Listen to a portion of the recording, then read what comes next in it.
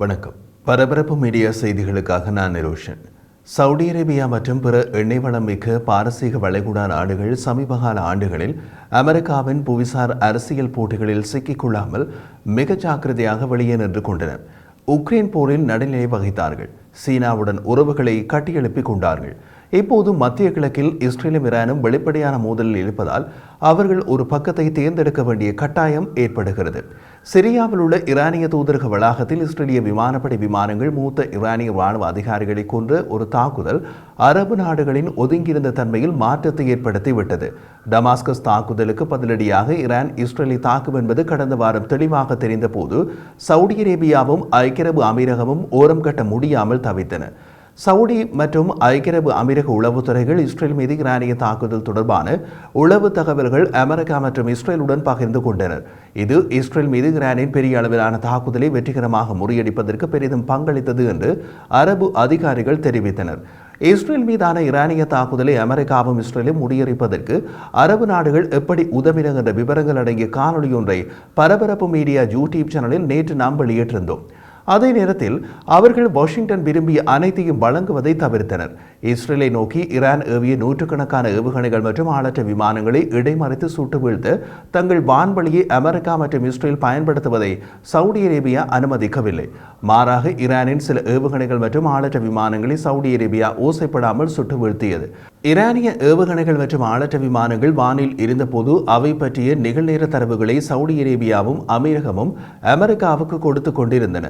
Saudi மற்றும் ஐக்கிய அரபு அமீரகத்திற்கு நீண்ட காலமாக பிரதான பொது எதிரி ஈரான் இஸ்ரேல் நேரடி மோதல் இந்த இரு அரபு நாடுகளுக்கும் அவர்களின் பிரதான மத்திய கிழக்கு எதிரியான ஈரானுடன் கவனமான சமநிலையை ஏற்படுத்துவது எவ்வளவு கடினமாக இருக்கும் என்பதை காட்டுகிறது. அவர்களின் மிக முக்கியமான பாதுகாப்பு கூட்டாளி அமெரிக்கா. சவுதி மற்றும் அமீரகம் சமீபகால ஆண்டுகளில் நெருக்கமான உறவுகளை ஏற்படுத்தியுள்ள நாடு. மத்திய கிழக்கில் சக்தி வாய்ந்த இராணுவத்தை வைத்திருக்கும் இஸ்ரேல். அமீரகம் இஸ்ரேலுடன் நல்லிணக்க ஒப்பந்தத்தை செய்துள்ளது. காசா போர் முடிந்தபின் இஸ்ரேலுடன் நல்லிணக்க ஒப்பந்தத்தை செய்ய போவதாக சவுதி அரேபியா அறிவித்துள்ளது. ஈரானின் தூண்டுதல் காரணமாக ஏமனில் ஹவுதிகள் சவுதி அரேபியாவையும் ஐக்கிய அரபு அமீரகத்தையும் தாக்கிக் கொண்டிருந்த போது பாதுகாப்பு கொடுத்த நாடு அமெரிக்கா. சவுதி அரேபியா மற்றும் ஐக்கிய அரபு அமீரகத்தில் பேட்ரியோட் வான் பாதுகாப்பு சாதனங்களை பொருத்தி பாதுகாத்த நாடும் அமெரிக்கா தான். அடித்த நாடும் பாதுகாப்பு கொடுத்த நாட்டின் நெருங்கிய நட்பு நாடும் நேரடியாக மோதிக்கொள்ளும் போது சவுதி அரேபியா மற்றும் ஐக்கிய அரபு அமீரகம் ஒதுங்கிக் கொள்ள முடியாது. ஆனால் சவுதி அரேபியா மற்றும் ஐக்கிய அரபு அமீரகம் காசாவில் இஸ்ரேலின் போரில் அதன் நடத்தை பற்றி கடுமையாக விமர்சிக்கின்றனர். அது வேறு விஷயம். அங்கு எதிரணியில் இருப்பது பாலஸ்தீன பிரச்சினை. எதிரணியில் ஈரான் இருக்கும் போதுதான் அரபு நாடுகளுக்கு சிக்கல் ஏற்படுகிறது. இந்த சன்னி மத பிரிவு அரபு நாடுகளை ஷியா மத பிரிவு ஈரான் மீண்டும் எந்த நேரமும் தாக்க தொடங்கலாம். அப்போது பாதுகாப்பு கொடுக்க அமெரிக்காவும் தேவை, அமெரிக்க ஆயுதங்களும் தேவை. இஸ்ரேல் ஈரான் மோதல் தீவிரமடைந்து அமெரிக்காவை இழுத்துச் சென்றால் வளைகுடா அரபு நாடுகளுக்கு ஒரே ஒரு தெளிவான தீர்வு மட்டுமே இருக்கும். அமெரிக்க படைகள் தங்கள் நாடுகளில் உள்ள தளங்களில் இருந்து தாக்குதல்களை நடத்த அனுமதிப்பதுதான் அந்த தேர்வு.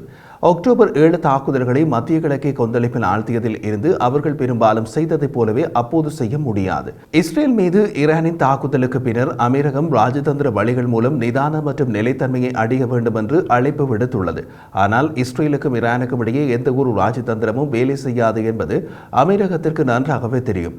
கூடுதல் பதட்டங்கள் மற்றும் மோதல்கள் ஏற்பட்டுள்ள நிலையில் மத்திய கிழக்கு பிராந்தியம் என்ன விலை கொடுத்து மோதலை தவிர்க்க வேண்டும் என்பதே எமது நிலைப்பாடு என அமீரக அதிகாரி ஒருவர் கூறினார். சவுதி அரேபியாவுக்கு தேவை அமெரிக்காவிடமிருந்து உறுதியான பாதுகாப்பு உத்தரவாதம். அதற்கு ஈடாக இஸ்ரேலை அங்கீகரிக்கவும் இஸ்ரேலுடன் நல்லிணக்க ஒப்பந்தத்தை செய்து கொள்ளவும் அவர்கள் தயார். ஒப்பந்தத்தின் வேகம் காசா போருடன் நிறுத்தப்பட்டது. ஆனால் சவுதிகள் இன்னமும் சிறந்த அமெரிக்க பாதுகாப்பு உத்தரவாதங்களை விரும்புவதாக சுட்டிக்காட்டியுள்ளனர். அவர்களின் பாதுகாப்பிற்கான அமெரிக்க அர்ப்பணிப்பு குறைந்துள்ளதாக கருதும் சவுதி ஈரானிடமிருந்து எம்மை பாதுகாக்க தங்களால் முடிந்த அனைத்தையும் செய்வார்கள் என்று மத்திய கிழக்கில் பாதுகாப்பு ஒத்துழைப்பில் பணியாற்றிய முன்னாள் பென்டகன் அதிகாரி பிலால் சாப் கூறினார். அதன் ஒரு பகுதிதான் இஸ்ரேல் மீதான ஈரானிய தாக்குதலை முறியடிக்க அரபு நாடுகள் செய்த உதவிகள். இந்த ஆண்டின் தொடக்கத்தில் சவுதி மற்றும் அமீரகம் அமெரிக்கா தலைமையிலான கடல்சார் கூட்டணியில் பகிரங்கமாக பங்கேற்க மறுத்தனர். ஏமனில் ஹவுதிகளால் செங்கடல் வர்த்தக கப்பல்கள் மீது நடத்தப்படும் தாக்குதலை எதிர்கொள்வதற்காகவே அமெரிக்கா தலைமையிலான கடல்சார் கூட்டணி அமைக்கப்பட்டது. அதில் பங்கேற்கும் நாடுகளை தாக்குவதாக ஹவுதிகள் அச்சுறுத்தினர். அதனால் சவுதி மற்றும் அமீரகம் கடல்சார் கூட்டணியில் பகிரங்கமாக பங்கேற்க மறுத்தனர். விளைவு என்ன? சவுடி மற்றும் அமீரக துறைமுகங்களில் இருந்து போன வர்த்தக கப்பல்கள் தாக்கப்பட்ட போது அமெரிக்கா தலைமையிலான கடல்சார் கூட்டணி செங்கடலில் உதவிக்கு போகாமல் வேடிக்கை பார்க்கிறது. இப்போது இஸ்ரேல் மீது ஈரான் தாக்குதல் நடத்தும் போது இந்த அரபு நாடுகள் ஒதுங்கியிருந்தால் இவர்கள் மீது ஈரான் தாக்குதல் நடத்தும் போது அமெரிக்கா ஒதுங்கியிருந்து வேடிக்கை பார்க்கும் என்பதை செங்கடல் நிலவரம் தெளிவாக காட்டுகிறது. அதே நேரத்தில் குவைத்துடன் சேர்ந்து சவுடி மற்றும் அமீரகம் அவர்களது எல்லையில் உள்ள தளங்களில் இருந்து ஹவுதிகளுக்கு எதிரான விமான தாக்குதல்களை நடத்துவதற்கு அனுமதிக்கவில்லை என்று அமெரிக்க பாதுகாப்பு மற்றும் அரபு அதிகாரிகள் கூறுகின்றனர். ஆனால் அது அமெரிக்காவுக்கு முக்கியமில்லை. செங்கடலில் அமெரிக்க விமானம் தாங்கி கப்பல் உள்ளது. அதில் உள்ளன தாக்குதல் விமானங்கள். ஏறக்குறைய 34,000 பாலஸ்தீனியர்கள் கொல்லப்பட்ட காசாவில் 6 மாதங்களுக்கு மேலாக போர் நடக்கிறது. அந்த நிலையில் இஸ்ரேல் மற்றும் அமெரிக்காவை வளைகுடா நாடுகள் ஆதரிப்பதாக தங்கள் மக்களால் பார்க்கப்படும் ஆபத்தில் உள்ளன இந்த அரபு நாடுகள். ஆனால் வரும் வாரங்களில் ஈரானுடனான நேரடி மோதலில் அமெரிக்கா இனமும் ஆழமாக ஈடுபட்டால் அரபு அரசாங்கங்கள் ஒதுங்கியிருக்க முடியாது என்று அரபு அதிகாரிகள் கூறுகின்றனர். மத்திய கிழக்கில் அமெரிக்க சொத்துக்களுக்கு எதிராக ஈரான் நேரடியாக தாக்கினால் அதுதான் அரபு நாடுகள் பகிரங்கமாக அமெரிக்காவை ஆதரிக்க வேண்டிய தருணம் என்று டெக்சாஸ் A&M பல்கலைக்கழகத்தின் மத்திய கிழக்கு நிபுணர் கிரிகோரி காஸ் கூறினார். ஏனென்றால் வாஷிங்டன் சொல்கிறது, உங்களுக்கு ஒரு பார்ட்னர்ஷிப் வேண்டுமென்றால் நாங்கள் இலக்காக இருக்கும்போது எங்களுக்கு நீங்கள் உதவ வேண்டும். நீங்கள் இலக்காக இருக்கும்போது நாங்கள் உங்களுக்கு உதவ வேண்டும். இருவழி பாதை பார்ட்னர்ஷிப். இதுவரை ஈரான் அமெரிக்காவை குறிவைக்க விரும்பவில்லை என்று கூறியுள்ளது. வாஷிங்டன் இஸ்ரேலிய பழிவாங்கலில் பங்கேற்காது என்று கூறுகிறது. நாளைக்கு நிலைமை எப்படி மாறும் என்று யாருக்கும் தெரியாது. ஒரு வருடத்திற்கு முன்னர் ஒரு சீனாவின் ஒரு தரகு ஒப்பந்தம் சவுடி ஈரானிய ராஜதந்திர உறவுகளை நிறுவியது. அமீரகம் அந்த டீலுக்கு போகவில்லை. அதன்பின் ஹவுதிகள் சவுதியை தாக்கவில்லை. ஆனால் அது நிரந்தரம் என்று உத்தரவாதம் கிடையாது. அதனால்தான் அதி ஜாக்கிரதையாக அமீரகம் ஒதுங்கி கொண்டது. சவுடி அரேபியாவின் பட்டத்து இளவரசர் முகமது பின் சல்மான் பொருளாதாரத்தை மாற்றும் தனது லட்சிய திட்டங்களை போர் திசை திருப்புவதை விரும்பவில்லை என்று மூத்த அதிகாரி ஒருவர் தெரிவித்தார். இந்த போர் மற்றும் தற்போதைய விரிவாகம் அவரது திட்டங்களை அதிக ஆபத்தில் ஆழ்த்தியுள்ளது என்று அந்த அதிகாரி கூறினார். போர் விரிவடைந்தால் வளைகுடா நாடுகள் முதலில் பாதிக்கப்படும் என்று முகமது பின் சல்மானுக்கு தெரியும். இஸ்ரேல் மீது ஞாயிற்றுக்கிழமை நடந்த ஈரானிய தாக்குதலை அமெரிக்க, ஐரோப்பிய மற்றும் அரபு ராணுவங்களின் ஒத்துழைப்போடு இஸ்ரேல் முறியடித்தது வாஷிங்டனுடனான கூட்டுறவின் சாத்தியமான மதிப்பை நிரூபித்தது. நீங்கள் அமெரிக்காவுடன் இணைந்திருக்கும் போது அமெரிக்கா மற்றும் உங்கள் அண்டை நாடுகளின் ஒத்துழைப்புடன் உங்கள் இறையாண்மையை பாதுகாக்க முடியும் என்பதை இது பலப்படுத்துகிறது என்று மூலோபாய மற்றும் சர்வதேச ஆய்வு மையத்தின் மத்திய கிழக்கு நிபுணர் ஜோன் ஆல்டர்மேன் கூறினார்.